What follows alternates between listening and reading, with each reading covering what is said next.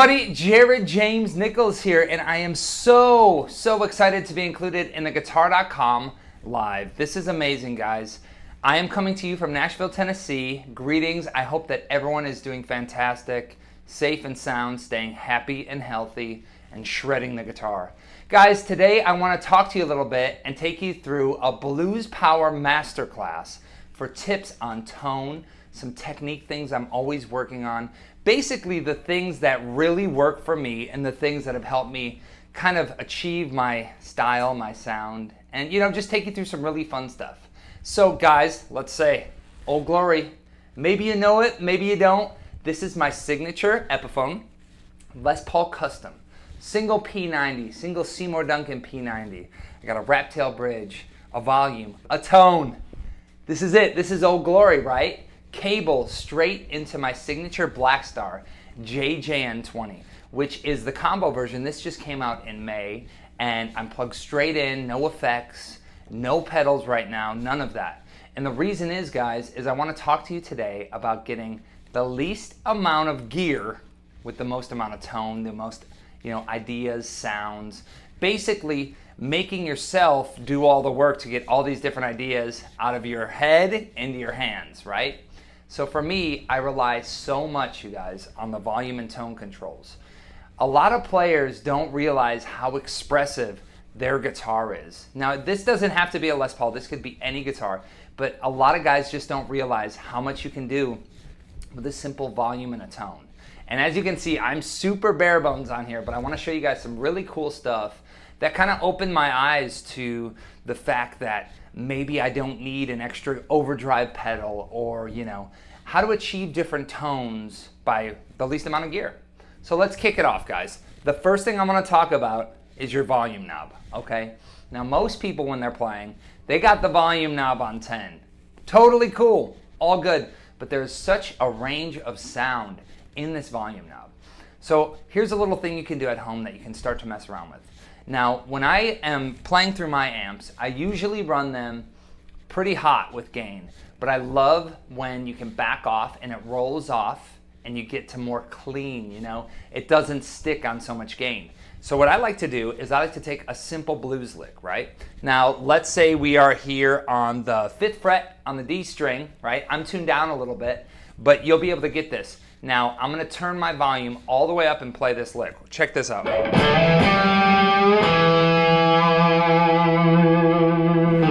That was my volume at 10, right? Now check this out, I got my volume at 2. So as you can tell right here,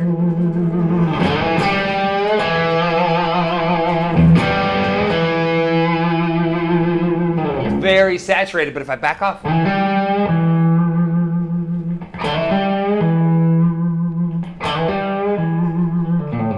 there's so many different sounds from 1 to 10, so check this out.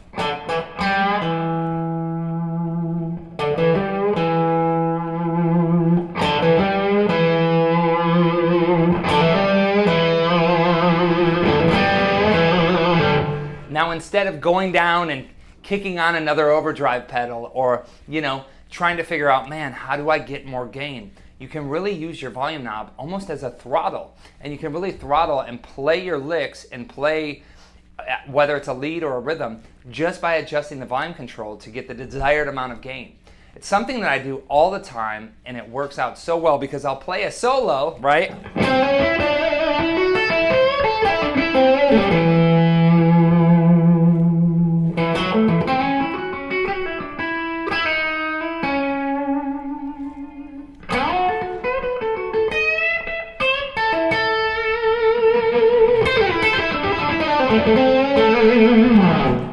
You can really just use that volume knob and just ride it like a wave, right? That is one of the biggest things that I do, guys. When I found out I could do that with a really distorted amp and clean it up to get those nice cleans, it was like all my overdrive pedals kind of went away, right? So now moving on, check this out. The tone knob. The tone knob is such a big deal because check it out. If I want to sound like I have kind of like a neck pickup, right? Here's my volume knob and my tone knob at 10. Check this out.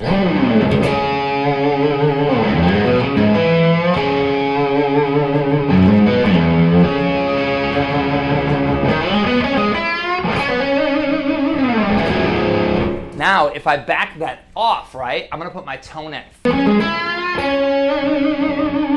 and then if you wanna get that kind of woman tone, that cream Clapton-y sound, you can take that tone knob and roll it all the way off. Check this out.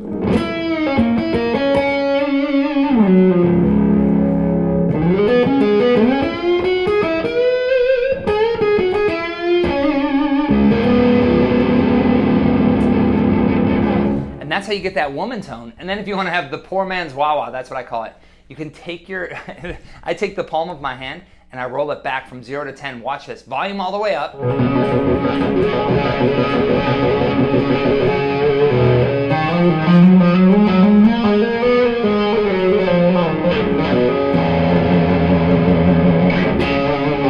That's like the poor man's Wawa trick, right? And now, there's so many fun things you can do, guys. Like, the more I think about it, the more comes out like a volume swell, right? So I'm gonna take my hand, I'm gonna hit on the 7th fret of the A string, right? And then I bring up the volume.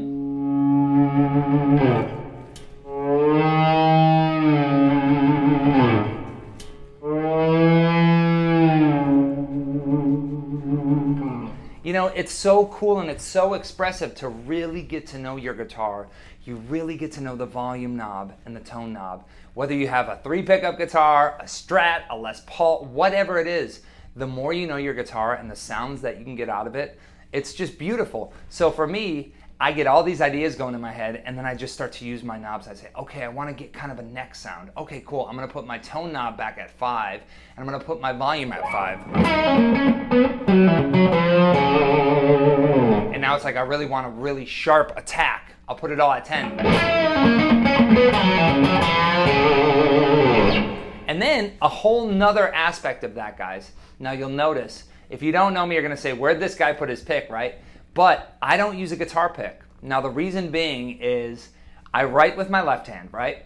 And when I started to play guitar, my teacher tried to tell me to use a pick, but it just didn't feel right. It didn't feel like me. I wanted to feel the notes and the strings under my fingers.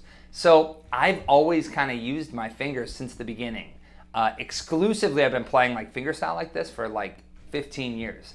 So really what also adds to the tone, adds to that touch and getting that technique down is adjusting your picking, where you're picking and how hard you're picking. That is a huge aspect of how I play and how I kind of, you know, get on with guitar.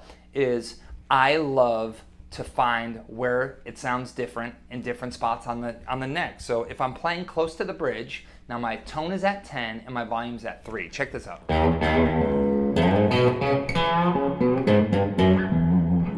Now you hear it's very tinny. Very cool, and it has its own specific sound. Now if I play that same style, but I move my hand up the neck, move it back down, up, and then also adjusting how hard I'm actually picking each note. If I really want to just lay low. Cool, right? If I want to hammer into it. And then using my volume and tone, I can manipulate it more, right? So tone all the way off, volume all the way up.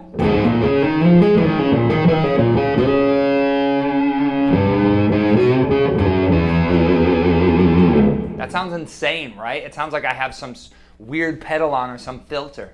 And then, you know, if I want to sound maybe more quasi jazzy or soft, I can just use, I can stroke with my thumb.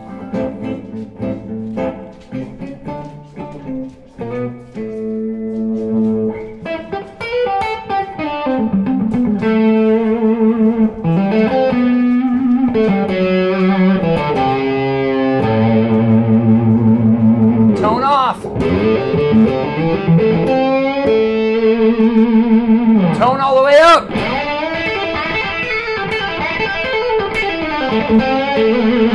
And all I'm doing, guys, is I'm not even really thinking about my fretting hand. Volume, tone, picking dynamics, right? So that's something I want you guys to just be really aware of when you are writing a song, when you're approaching a solo, when you're doing any of this, because it's so important. And a lot of players, I feel like, they always think to themselves, more is more. More is more, but sometimes using the least amount of gear to get the sounds out of your head, out of your heart, into your hands, that's the way it really comes across genuine, right? So a lot of my favorite players, guys like Eric Clapton, Stevie Ray, Albert King, B.B. King, Robin Trower, Johnny Winter, all these guys, they didn't really use a lot of effects. They mostly used manipulation of their guitars or their amps, right? So that's really, guys, what I first wanted to bring up to you before we went into any licks or tips or tricks or anything like that. So now moving on to our fretting hand. The biggest things I want to talk to you guys about are bending and vibrato, right? It's kind of like a touch, tone, and a feel thing.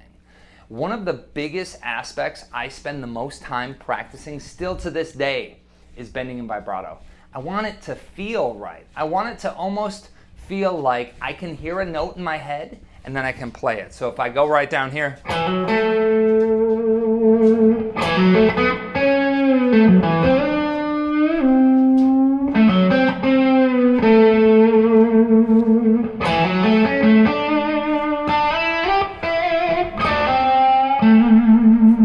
now I'm adjusting my vibrato speed, I'm adjusting how far I'm bending up. It's all things I'm kind of doing in real time, but I think it really serves a purpose, and it almost takes any licks you play and you can contort them or manipulate them to sound the way you want them to. So I'm gonna do a very simple blues lick, and I just wanna show you guys this. Now, I'm gonna be playing up here on the 8th fret. Let's say I'm in C pentatonic. Now check this out. Right? Sliding up to the 10th fret on the A string, to the 8th on the D, to the 10 on the D, to the 8 on the G, to the 10 on the D. So right here. Now I'm going to pick everything very lightly, and I'm going to use a very slow vibrato. So listen to this.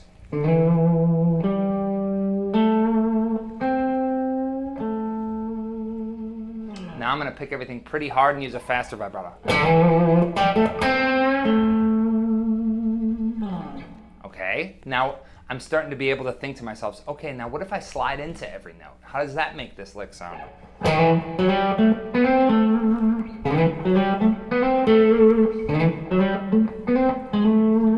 Okay, how about I bend into every note? Watch this.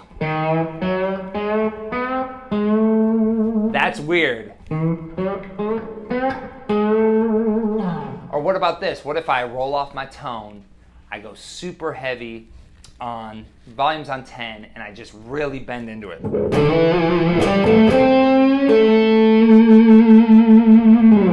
Vice versa.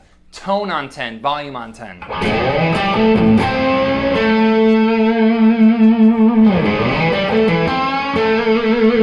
Now you guys will notice I'm not really changing the riff, I'm just changing the punctuation, the tones on my guitar, how fast I'm vibratoing, how much I'm bending each note. And all that does is it takes a simple shell of a riff and it helps me manipulate it in so many different ways. I do this all the time in my playing. A lot of guys will ask me, Jared, show me a riff. It's more like I would want to show you an idea and have you take it and play it the way that you want to and play it the way that you feel it sounds right. That's the beauty of playing blues and rock and jazz and country. You can take the simplest amount of notes, but it's how you play them. It's the way that you say it. It's not the notes you say, it's how you're saying them, right? So check this out. Now, I'm gonna go on the 8th fret of the high E, and I'm gonna bend on the 11th fret of the high E. So check this out.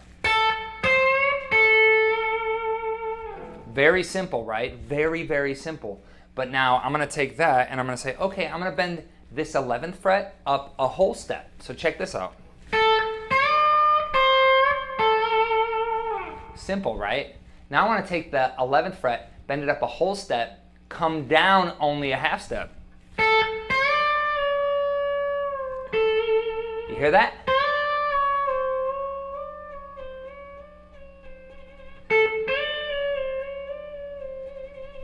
Now I'm starting to kind of get in between the bends, right?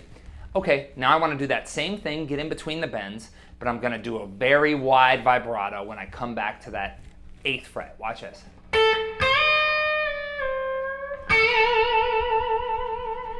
Now I'm going to do a very fast, small vibrato. Right? There's so many ways that you can play the exact same thing. That's the cool part about guitar, guys, especially electric guitar. Like this guitar right now, I'm strung up with D'Addarios. These are 11 to 56. I'm in a drop D standard tuning. I'm working on a brand new song right now when I film this. But the thing is, the guitar has such a voice that when you can bend on any of these strings, you start to get in between notes. So a simple riff.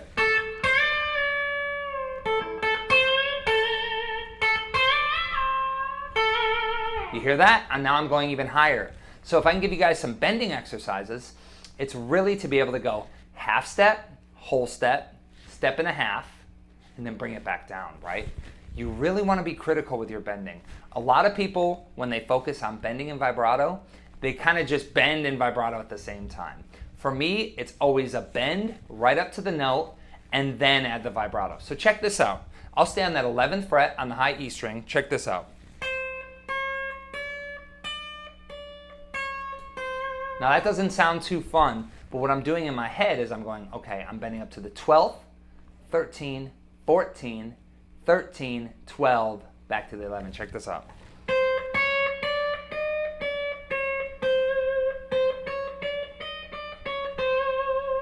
You feel me? And what you want to do with that is you can go very slow.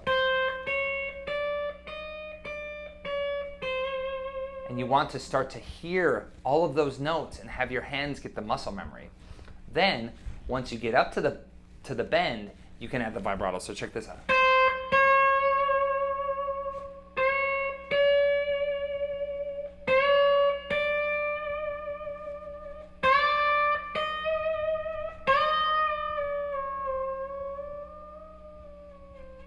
It's very weird. It's a weird exercise, but what this does, you guys, is it kind of trains my ear and also trains my hands to how much I need to bend to get to these notes.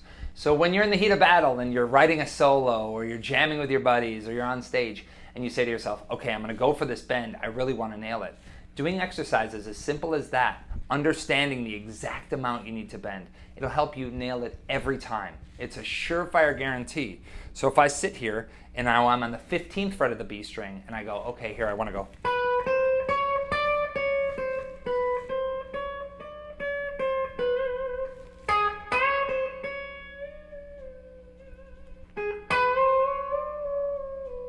It's just a really cool exercise that I haven't really seen many people do that really helped me a lot. So you guys should totally check that out. And then talking about vibrato, I think of vibrato as almost like 3 speeds, okay? You have your slow, your medium, your fast. It's kind of like even a bend. It's like you want to be able to do a slow vibrato, okay?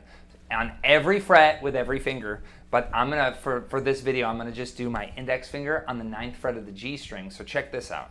I'm gonna go.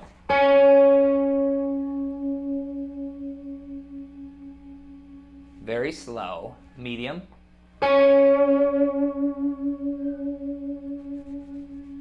fast.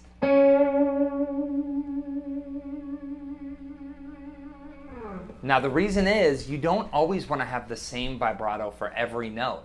You know, you could be lower and you want to do a slower vibrato and then come up to a faster, such as this. So check this out.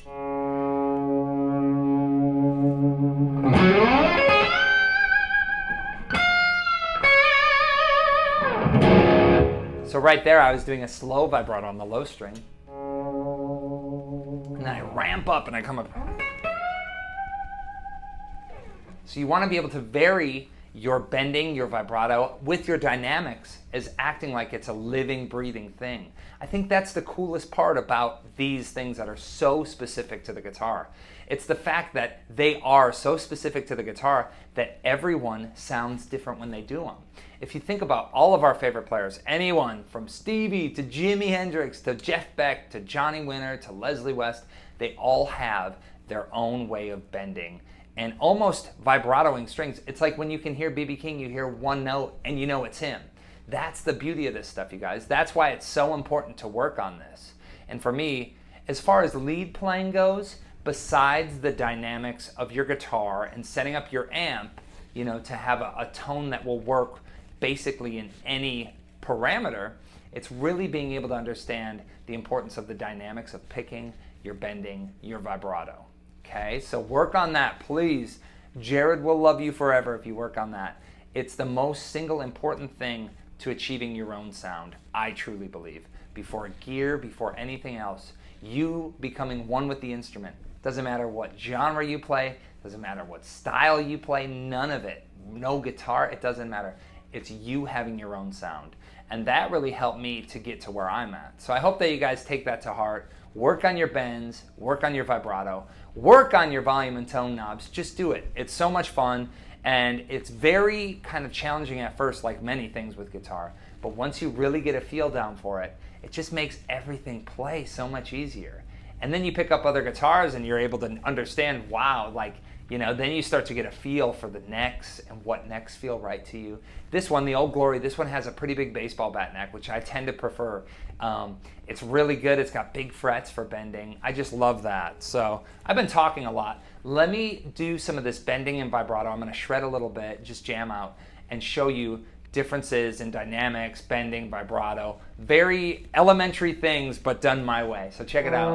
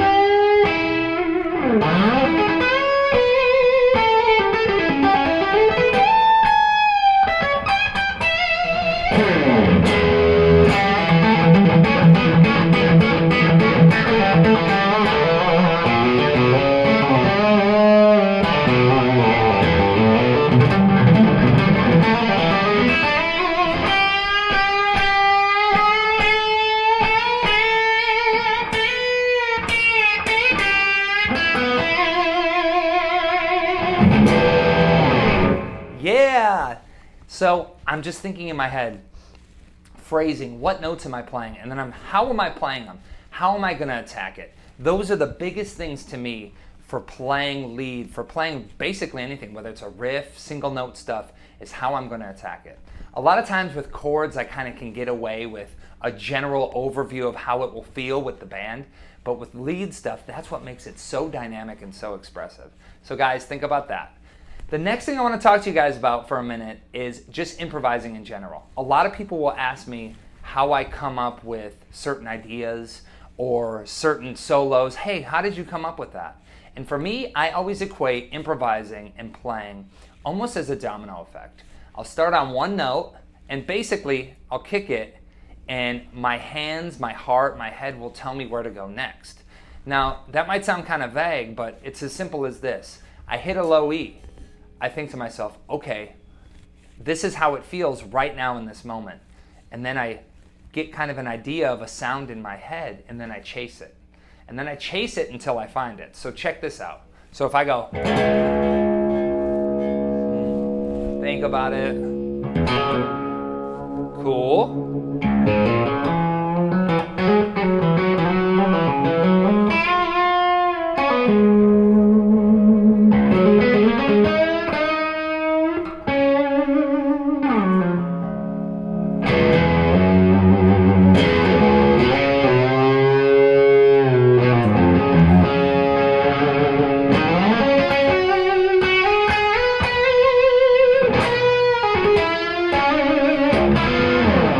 Now I could just go forever, but the reality is, guys, I'm just kind of making it up as I go.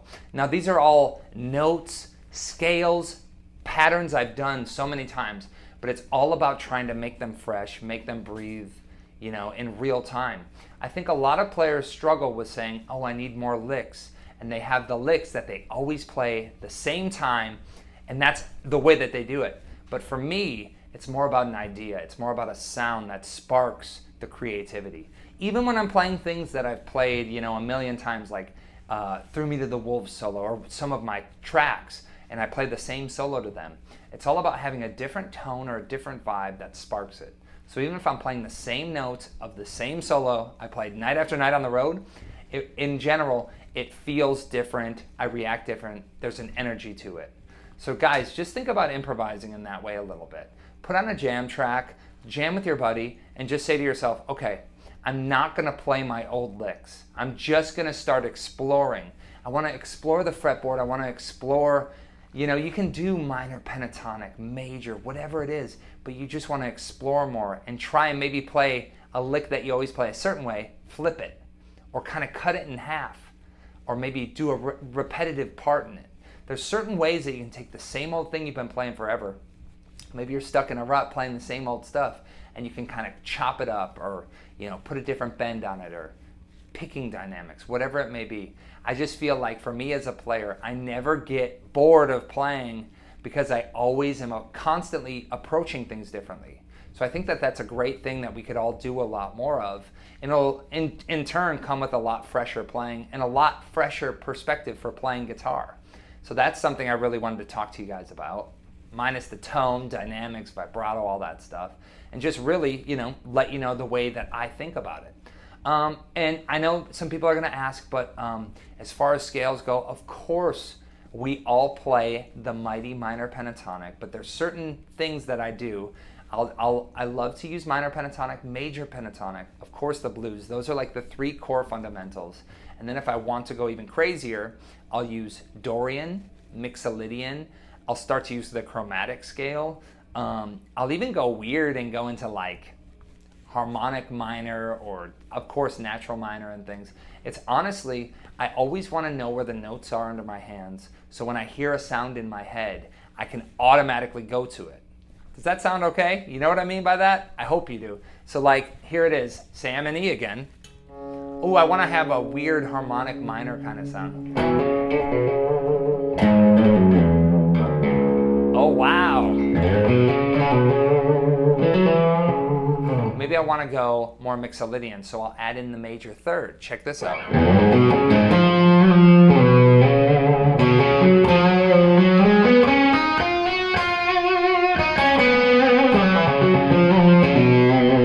Or let's say I want to go more Dorian, so I think to myself, okay, I'm going to play the same way I was. I'm not going to switch everything up. I'm going to add that natural sixth to a minor scale. So check this out.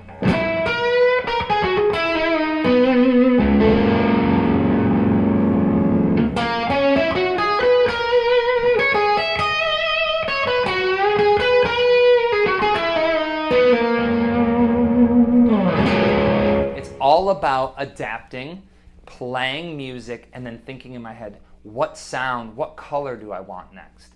That's the way I really kind of go for it these days. I don't think to myself, oh, I'm playing minor pentatonic blues, or I'm in a major key, so I have to stay major. I think to myself, what sound do I want over it? And then I adapt with my picking, with my vibrato. It's more of kind of like a very vocal way of playing, but I feel like it works so well, especially in blues and blues rock and the stuff I really love to play. And also, it just keeps it exciting. And guys, I always will screw up, I'll make a mistake, but sometimes that leads to something even cooler. So don't let it deter you. Everybody makes mistakes, none of us are perfect, and playing guitar, it's all about exploration. That's what it's all about, is creativity and having a great time.